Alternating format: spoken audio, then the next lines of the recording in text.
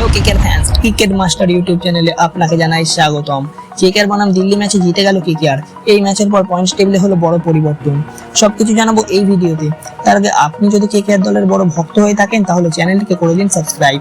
চলুন শুরু করা যাক। প্রথমেই বলি, এই ম্যাচে কেকেআর এর ব্যাটিং দুর্ধর্ষ হয়েছে।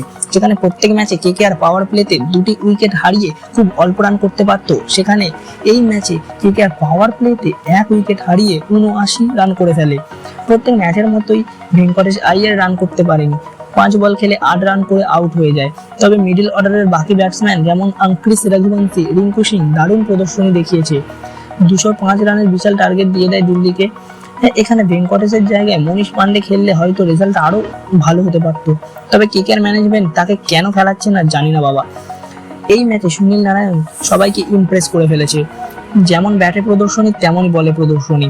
এই ম্যাচ জেতার পর কেকেআর এর পয়েন্ট দাঁড়িয়েছে 9। এখান থেকে প্লে অফে যেতে হলে কেকেআর এর হাতে বেঁচে থাকা 4টি ম্যাচই জিততে হবে, তবেই তারা 17 পয়েন্টে গিয়ে পৌঁছাতে পারবে। এবং 4টি ম্যাচ খুব সহজ হবে না, কারণ 4টি ম্যাচ রয়েছে রাজস্থানের সাথে, সিএসকে এর সাথে, হায়দ্রাবাদের সাথে এবং ব্যাঙ্গালোরের সাথে। আশা করছি তারা পরের 4টি ম্যাচও জিততে পারবে। আমার মতে ভেঙ্কটেশ আইয়ারের পরিবর্তে কেকেআর ম্যানেজমেন্ট যদি মনীষ পান্ডেকে খেলায় তাহলে হয়তো রেজাল্ট আরো ভালো হবে এবং 4টি ম্যাচও জিততে পারবে। আপনাদের কি মনে হয় তা কমেন্টে জানিয়ে দেবেন।